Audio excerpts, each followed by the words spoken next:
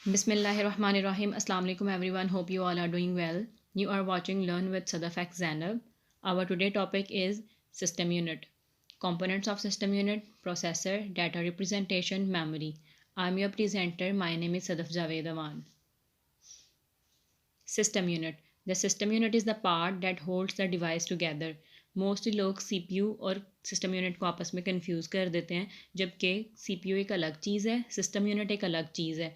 Basically system unit हमारे पास एक डिब्बा नुमाया चीज़ है जिसके अंदर कंप्यूटर के डिफरेंट इलेक्ट्रॉनिक कंपोनेंट्स मौजूद हैं। सिस्टम यूनिट हमारे पास डिफरेंट शेप्स में आते हैं। जैसे इस पिक्चर में आप लोग देख सकते हैं, कंप्यूटर के साथ जो हमें वर्टिकल शेप में नज़र आ रहा है इसे हम कहते हैं टॉवर शेप, और जो मॉनिटर के नीचे हमें हॉरिजॉन्टल शेप में नज़र आता है उसे हम कहते हैं डेस्कटॉप। बाकी डिफरेंट डिवाइसेस के सिस्टम यूनिट उनकी शेप्स के मुताबिक डिज़ाइन किए जाते हैं। नेक्स्ट है हमारे पास component of system unit. A typical desktop computer consist of a computer system unit, a keyboard, a mouse and a monitor. अब कीबोर्ड, माउस और मोनीटर, प्रिंटर वगैरह भी सिस्टम यूनिट के साथ मुंसलिक है, क्योंकि सिस्टम यूनिट के साथ डिफरेंट पोर्ट्स लगी होती हैं जिनके ज़रिए हम लोग कीबोर्ड, माउस, प्रिंटर, मोनीटर वगैरह को कंप्यूटर के साथ अटैच करते हैं। The computer system unit is the enclosure for all the other main interior components of a computer. जैसे मैंने आपको ऑलरेडी बताया है कि सिस्टम यूनिट हमारे पास एक ऐसा डिब्बा है जिसके अंदर कंप्यूटर के तमाम मेन इंटीरियर कंपोनेंट्स मौजूद हैं, इसलिए हम लोग इसे केस या चेजिंग भी कहते हैं। अब सिस्टम यूनिट के जो कंपोनेंट्स हैं वो आपको इस पिक्चर के साथ इजीली समझ आ जाएंगे।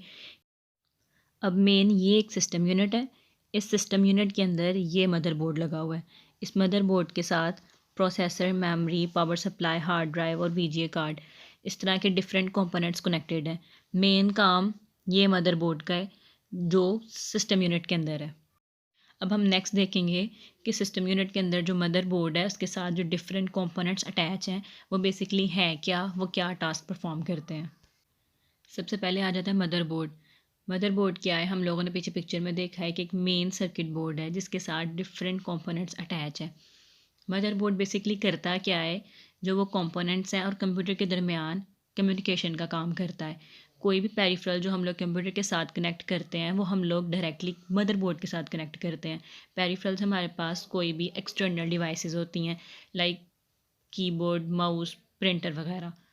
जब हम लोग पोर्ट्स के ज़रिए कंप्यूटर के साथ उनको अटैच करते हैं तो हम लोग डायरेक्टली मदरबोर्ड के साथ अटैच करते हैं।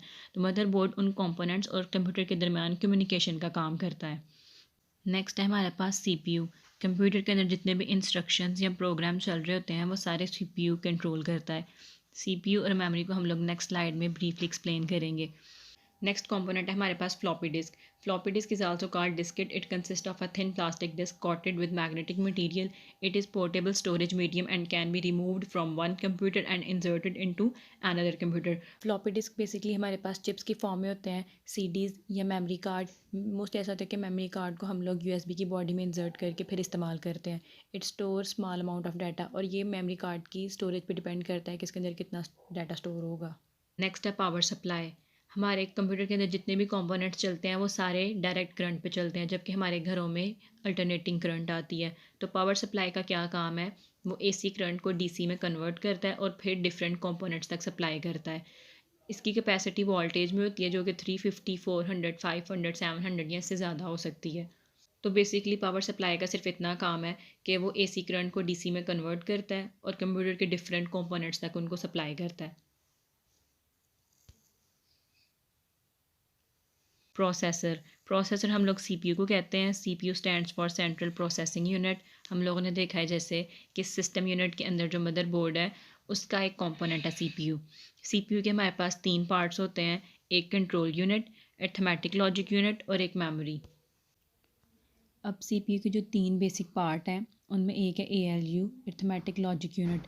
अरिथमेटिक लॉजिक यूनिट जो है वो मैथमेटिकल जितने भी ऑपरेशंस हैं वो सारे परफॉर्म करता है जिनके अंदर equal, not equal, less than, greater than included है।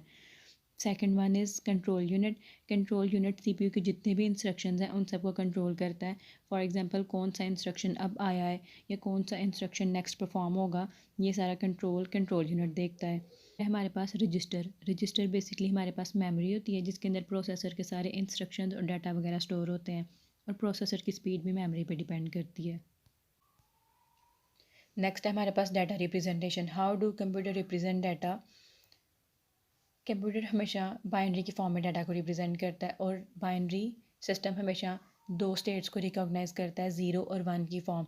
अगर हमारे पास साइन बिट 0 हो तो इट मीन्स हमारा नंबर पॉजिटिव है, अगर हमारे पास साइन बिट 1 हो तो इट मीन्स हमारा नंबर नेगेटिव है। 0 और 1 की फॉर्म को हम लोग डिस्क्रीट स्टेट भी कहते हैं, मतलब ऑन और ऑफ स्टेट। बिट हमारे पास क्या होता है? बिट हमारे पास एक स्मॉलेस्ट यूनिट है जो कि कंप्यूटर के अंदर इस्तेमाल होता है डाटा को स्टोर करने के लिए।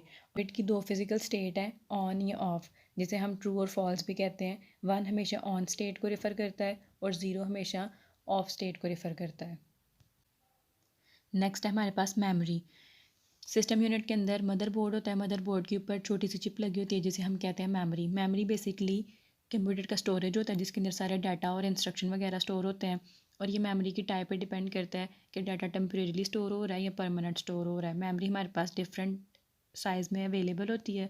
इसकी दो टाइप्स होती हैं, रैम और ROM. RAM stands for random access memory.